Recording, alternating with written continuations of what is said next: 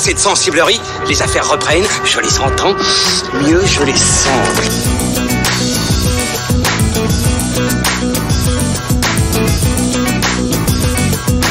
Qu'est-ce que c'est que ce foutoir, mon petit Bernard? C'est l'engin de guerre le plus puissant de tout l'univers. Bienvenue à tous sur Séance Radio, c'est Fan Footage, le podcast épisode 3. Nous sommes au numéro 21 à Levallois, de retour pour vous parler de Mute, le nouveau long métrage événement de Netflix signé Duncan Jones qui nous pose beaucoup de problèmes à nous amateurs de science-fiction. On va vous en parler dans un instant. Juste le temps pour moi de vous présenter mes acolytes. J'ai l'honneur de recevoir une fois de plus le grand Moff Tarkin de Fan Footage, mon ami Pierre Delors. Salut Pierre. Ouais, je suis tranquille. Ouais, super, ça va. Et nous accueillons aujourd'hui Julien Munoz, journaliste pour Cinématiseur. Salut Julien. Salut Thomas. Ça va ? Ça va très bien. Allez, c'est parti. Bon, cette mission, c'est quoi? Plus ou moins remis de l'échec au box-office de Warcraft, Duncan Jones s'en est donc allé chez Netflix qui lui a ouvert grand les bras pour produire ce projet, son projet de science-fiction qu'il développe depuis 2003. Le réalisateur de Moon et Source Code nous plonge donc dans les bas-fonds de Berlin en 2052 où l'on suit les errements de Léo, barman amish et muet, incarné par Alexander Skarsgård qui part à la recherche de sa petite amie mystérieusement disparue et dans son semblant d'enquête, il va croiser deux chirurgiens américains loufoques et non moins inquiétants incarnés par Paul Rudd et Justin Theroux. Pour être tout à fait franc, on l'a vu il y a pas très longtemps, là donc on en sort tout juste. Moi j'ai juste une seule chose à dire, tout ça pour ça. Alors je sais pas si vous êtes d'accord, qui veut commencer? Julien. Malheureusement, ouais, c'est l'expression tout trouvée pour parler de ce film qui est, comme tu le rappelles, est en gestation depuis 2003, qui avait été abandonné à une époque et qui était le projet rêvé de Duncan Jones. Et surtout après Warcraft, on avait envie de le revoir à quelque chose quand même de beaucoup plus personnel et beaucoup plus réussi. Parce que moi, je suis pas vraiment un gros fan de Warcraft. Ouais. Et c'est un peu la douche froide quand même, parce que c'est son troisième film de SF. Ouais. Et c'est le premier où on a le sentiment que la SF est complètement gratuite.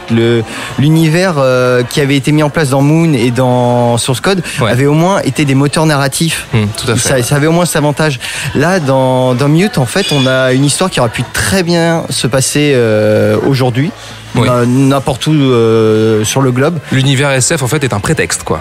Oui, juste un prétexte décoratif, ornemental qui est là pour se faire plaisir, mais qui n'apporte rien à la quête du personnage principal ou au personnage secondaire en tout cas.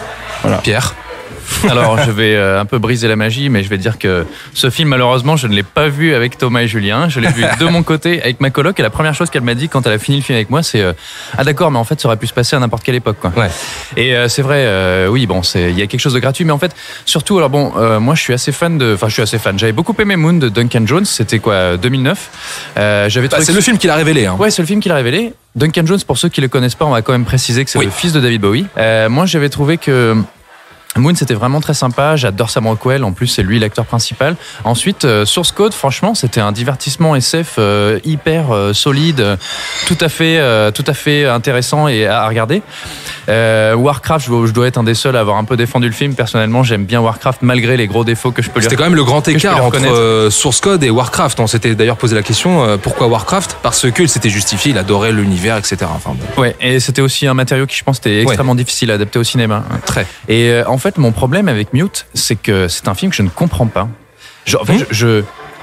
Je vois derrière les envies qu'il a pu avoir, parce que comme tu l'as rappelé dans ton petit résumé, Mute, on suit un personnage qui est amish. Donc c'est-à-dire qu'il a placé son... On pouvait se dire que la logique du film de science-fiction était là. C'est-à-dire qu'on est dans un monde de l'hyper-technologie, puisqu'on est dans les années 2052. Où les gens sont aliénés, tout ça. Voilà. Exactement, on est dans une espèce de post-cyberpunk. Et le personnage est donc un amish, c'est-à-dire quelqu'un qui refuse la technologie et qui vit encore comme au 19e siècle, au début du siècle. Et qui taille du bois. Ouais, et qui taille du bois. Non mais... Alors il y a des images très peu fines, quoi. À un moment, il se bat contre quelqu'un qui a un bras mécanique comme batte de baseball et lui, il a un pied de lit en bois.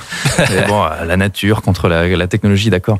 Mais si tu veux, je peux comprendre, c'est-à-dire qu'il avait ce personnage qui refuse la technologie dans ce monde d'hyper-technologie, c'est-à-dire qu'il peut pas communiquer avec les gens, il a pas de téléphone, en plus il parle pas, le pauvre. Il a une platine vinyle encore. Ouais. Ah, il a une platine vinyle, j'ai pas vu ça. Si, dans son appartement.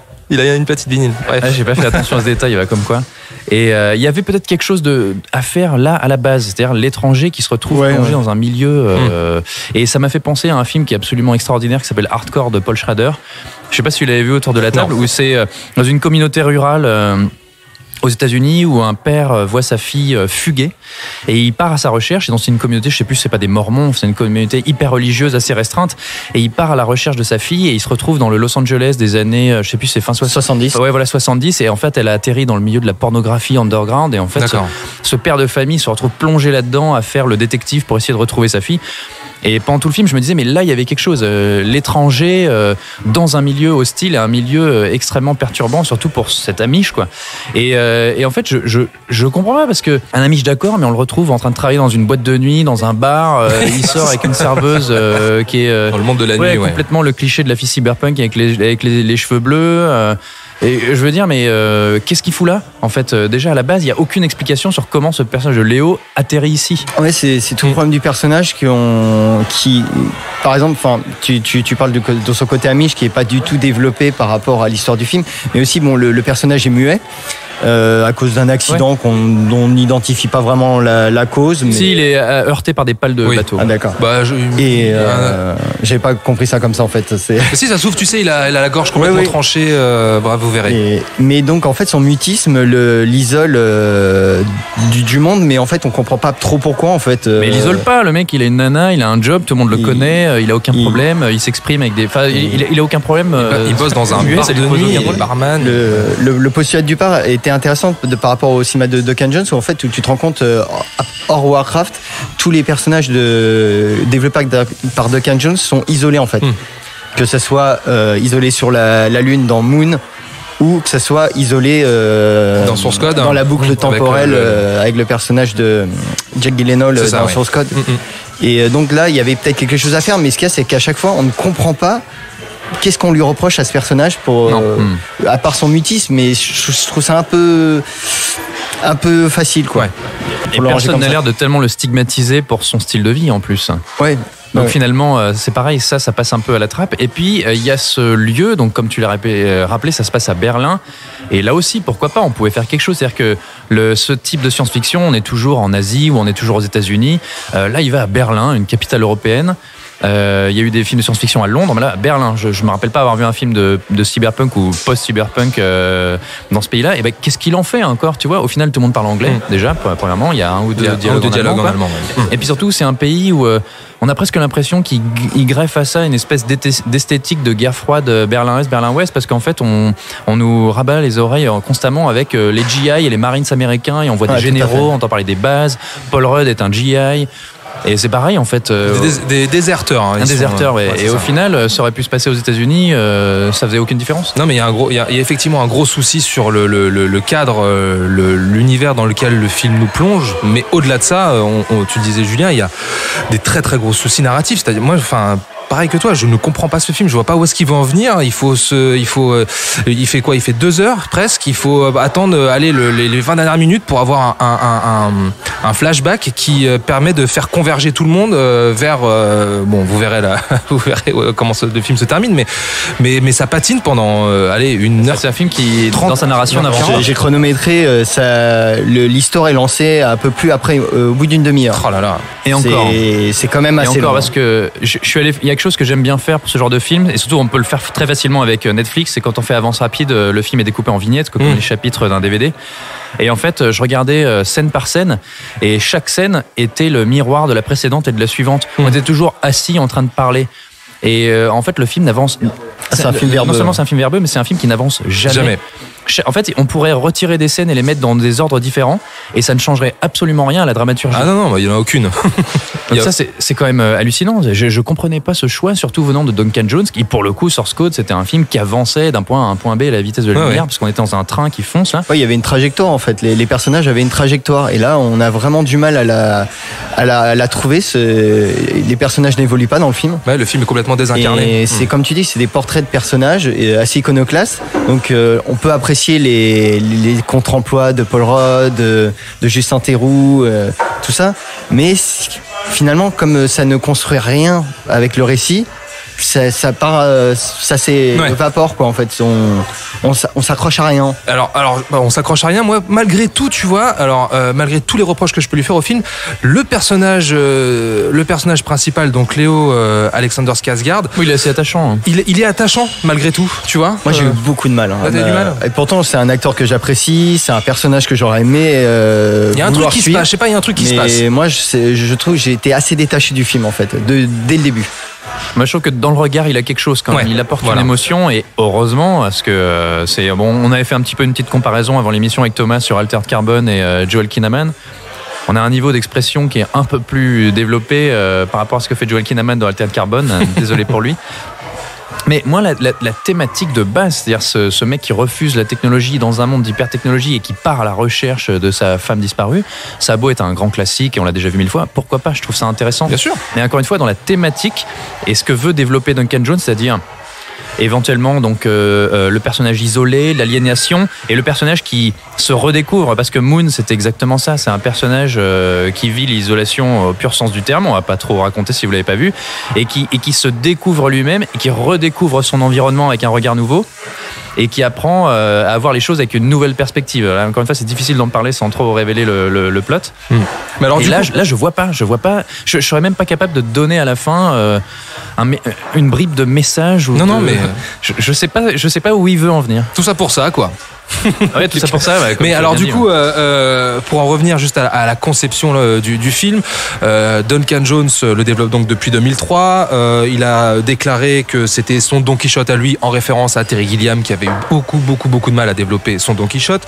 Le film Mute est devenu aussi un roman graphique, un peu à la manière de Darren Aronofsky pour Noé. Est-ce que vous avez vu des planches ou pas Non, pas du tout. À part les dessins préparatoires qui dataient justement de ces 2003 ou enfin en tout cas après. Pour voir s'il y avait je sais pas, est-ce qu'il y avait quand même entre les deux médiums, le médium ciné et le médium BD, est-ce qu'il y avait quelque chose qui correspondait? Est-ce que quelque chose était beaucoup plus développé dans la bande dessinée? Est-ce qu'il y a eu est-ce que vous avez vu passer des critiques de gens qui avaient vu justement lu la BD? Ce que je dirais, c'est qu'en fait le problème, c'est que entre l'adaptation BD, entre le film, entre le scénario de base qui date donc, je crois que tu disais 2003, c'est ça, Julien?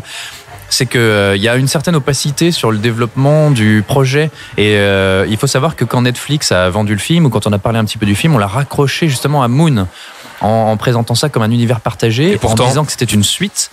Et pourtant, et là, sur ce point-là, ça va être la grosse déception pour ceux qui l'attendent, une vraie suite de Moon, parce qu'à part 2 apparitions de Sam Rockwell sur un écran télé, j'en ai noté une, moi. Ouais, j'en ai noté. Il y en avait qu'une et on entend souvent à la radio à un moment. Ah, d'accord. Ok. Et puis même il y avait des graffitis ou genre libéré numéro, je sais plus le numéro du mais clown alors, justement, dans Moon, mais on se demande ce qu'était le film. Autrefois, est-ce que ça a été raccroché à Moon pour des raisons de conception sur Netflix, d'arguments marketing ou d'arguments de marketing? Et tu vois, je trouve que le film, pour moi, mais il paraît que c'est, excuse-moi, je te coupe. Il paraît que c'est pensé comme une trilogie, je crois. Exactement, ouais, c'est ça. En fait, Duncan Jones a dit ça dans une interview, c'est qu'il a finalement, le film est devenu une trilogie, Moon étant le premier épisode, Mute le second, et un 3e épisode qui n'a pas encore de titre, et on ne sait pas s'il sera produit un jour, mais qui raccrocherait les 2 histoires, et ce sera la convergence des 2. Parce que justement, la trajectoire de Moon et celle de Mute, pour l'instant, disons que si vous voulez voir Mute et que vous n'avez pas vu Moon, vous inquiétez pas, vous n'allez rien louper. Non, c'est sûr. Autre chose à rajouter? Oui, et alors, moi, il y a quelque chose qui m'a aussi assez surpris, c'est que Duncan Jones m'avait habitué à avoir quand même des acteurs, malgré tout, assez solides. Sam Rockwell en tête, évidemment, mais Sam Rockwell, c'est un génie. On le répète pas assez. Oui. Même dans Warcraft. Alors, Golden Globe. Avec Thomas, on avait eu un petit débat sur Warcraft. Toi, t'étais pas séduit, il me semble, tellement par le casting. Le casting trop contemporain. Voilà. Moi, je trouve que je peux comprendre. Moi, je trouve que dans Moon, il y a un vrai souci de jeu d'acteur. Et dans Mute, par contre, il y a un vrai souci d'acteur. Alexander Skarsgård est bien, mais alors, par contre, les rôles secondaires, y compris Paul Rudd et Justin Theroux, franchement, faut s'accrocher. Il y a des rôles secondaires, il y a des mecs qui ont en rôle libre, qui ont des petits rôles et qui sont, alors eux, je sais pas s'ils sont dirigés ou en rôle libre, je sais pas comment ça s'est passé, mais c'est vraiment pas très glorieux. Et surtout, je reviens à quelque chose que je répétais pour The Shape of Water. C'est que je suis un peu allergique aux accents russes à 2 balles par des comédiens anglo-saxons. Et là, en plus, on a un personnage... C'est que toi qui vois ça, pardon. On a un personnage de russe, moitié africain, Je suis désolé, mais il y a un moment, il faut des coachs plus efficaces parce que là, c'est vraiment ringard. Bon. On avait droit à tous les stéréotypes. Ok. Alors non, moi il y a un détail qui m'a beaucoup amusé dans le film, c'est que le personnage Paul Rudd se trimballe toujours avec un couteau.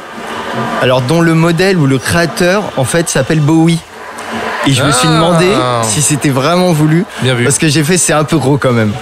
Ouais, bah son personnage est un peu trop gros de toute manière. Hein. Donc voilà, Avec sa grosse moustache. on se raccroche à ce qu'on peut quoi. Mute, c'est sur Netflix. Voilà, on n'est pas forcément super emballé, hein, vous l'avez compris. Mais bon, allez-y, faites-vous votre avis. Dites-nous ce que vous en avez pensé dans les commentaires. On parlait de l'imagerie SF du film, qui est complètement anecdotique finalement dans Mute. On va y revenir d'ici quelques instants. On vous le disait, Mute s'inscrit dans l'héritage du cyberpunk, ce fameux courant de science-fiction rendu célèbre par Blade Runner, hein, notamment. Mais du coup, on se pose une question simple. Est-ce que cette filiation a encore sa place dans le cinéma SF d'aujourd'hui, dans le cinéma SF des années 2010 ? Je crois que Pierre, toi, tu as bien potassé le sujet de ton côté. Alors, je t'en prie, vas-y. Un petit peu, merci, ouais. J'aime bien le cyberpunk, c'est un de mes genres préférés. Le cyberpunk, juste pour rappeler très rapidement, très brièvement, tout ça un peu. C'est un peu long. C'est d'abord un courant littéraire qui est apparu donc dans la science-fiction aux États-Unis principalement fin 70 mais surtout début 80, notamment avec ce roman qui est un peu le manifeste du cyberpunk qui était écrit par William Gibson en 1984 qui s'appelle Neuromancer, Neuromancien en français, qui est un roman passionnant. Je vous invite tous et toutes à aller le lire. Il y a des auteurs comme Bruce Sterling et puis ensuite c'est un genre qui a évolué évidemment vers le cinéma. Est arrivé Blade Runner en 1982 de Ridley Scott, qui partage beaucoup de thématiques du cyberpunk, c'est-à-dire le monde dystopie. Donc la dystopie, c'est l'opposé de l'utopie. L'aliénation, la surpopulation, la pollution et l'apparition de la technologie omniprésente dans la société. Et qu'est-ce que c'est le fait que... Société un peu violente aussi. Hein. Oui, c'est une société profondément inégale, avec un fossé entre les riches et les pauvres qui est extraordinaire. Et le cyberpunk d'ailleurs servait à ses auteurs dans les années 80 pour parler de la situation politique et sociale de leur pays, mais à travers le prisme de la science-fiction. C'est-à-dire qu'on voyait les problèmes, mais grossis avec une loupe grossissante x 10. Et c'est aussi l'arrivée de la culture japonaise, la miniaturisation, les robots, les néons, etc. Ça a beaucoup impressionné ces auteurs. Et très forte, ouais. Et Blade Runner en est un peu un des emblèmes, c'est-à-dire que dans Blade Runner on retrouve ce multiculturalisme avec énormément d'influences asiatiques. Oui. Et donc ce courant finalement a fini par plus ou moins disparaître. C'est pas un courant non plus qui a été toujours très bien représenté au cinéma. En fait, les grands films cyberpunk, on les compte un peu sur les doigts d'une main. Il y en a pas tant que ça. Il y a beaucoup de films de cyberpunk, mais il y a pas beaucoup de grands films de cyberpunk. Puis ensuite sont arrivés les films d'animation japonais dans les années 90 qui ont digéré le cyberpunk et qui ont produit notamment Akira et Ghost in the Shell. Ghost in the Shell qui inspire aussi beaucoup Mute. Ghost in the Shell, c'est 95. Et le problème, c'est que on en parlait un petit peu avec Julien là justement, c'est que le cyberpunk aujourd'hui, qui est un genre qui a plus ou moins disparu, peut-être Matrix, c'est un des derniers représentants, 99. C'est un genre qui parlait avant tout de nous, des êtres humains, de notre rapport au monde, notre rapport à la technologie, notre rapport à l'évolution de notre société, à nos problèmes sociaux. Et aujourd'hui, tous les films de SF un petit peu post-cyberpunk plutôt qui sortent, on a l'impression qu'ils sont enfermés dans cette imagerie extrêmement puissante et évocatrice qu'avait notamment Blade Runner ou Ghost in the Shell, avec des images dont on se souvient tous aujourd'hui. Et ils sont enfermés dans les images, mais ils sont pas capables derrière de produire un discours. C'est-à-dire que oui, comme c'est un courant qui est très politique aussi, on a perdu complètement ça. Maintenant, on est vraiment focalisé que sur l'iconographie, l'imagerie. On a l'impression qu'on est, si on est dans un héritage du cyberpunk, on est en fait dans un héritage de surface et pas de fond. Je sais pas ce que t'en penses, Julien. Si, parce que comment dire, le cyberpunk en fait, grâce à des films comme Matrix, tout ça, c'est comment dire, a touché un public plus large que d'habitude.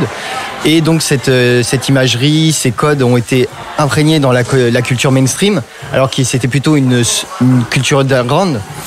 Et on fait que tous ces codes ont été digérés, assimilés, et que pour savoir les vendre au plus grand public, il faut finalement retirer la chair qu'il y a en dessous en fait. On avait vu le remake américain de Ghost in the Shell qui était vraiment une coquille vide à ce niveau-là, qui ne faisait que reprendre pas à pas le chef-d'œuvre de Mamoru Oshii, mais sans avoir la réflexion, toute la philosophie, cette philosophie qui est d'interroger notre humanité par rapport à la technologie envahissante de nos sociétés. Mais non, mais c'est surtout la technologie envahissante de nos sociétés. On peut même aller plus loin parce qu'on peut dire, est-ce que le cyberpunk est pas mort? Parce qu'aujourd'hui, on va pas se lancer dans un débat sociétal, mais est-ce que le cyberpunk est pas mort? Le cinéma au moins de cyberpunk est pas mort? Parce qu'aujourd'hui, on vit. Le cyberpunk s'est réalisé, c'est-à-dire qu'on vit dans un monde profondément inégal où la technologie est partout.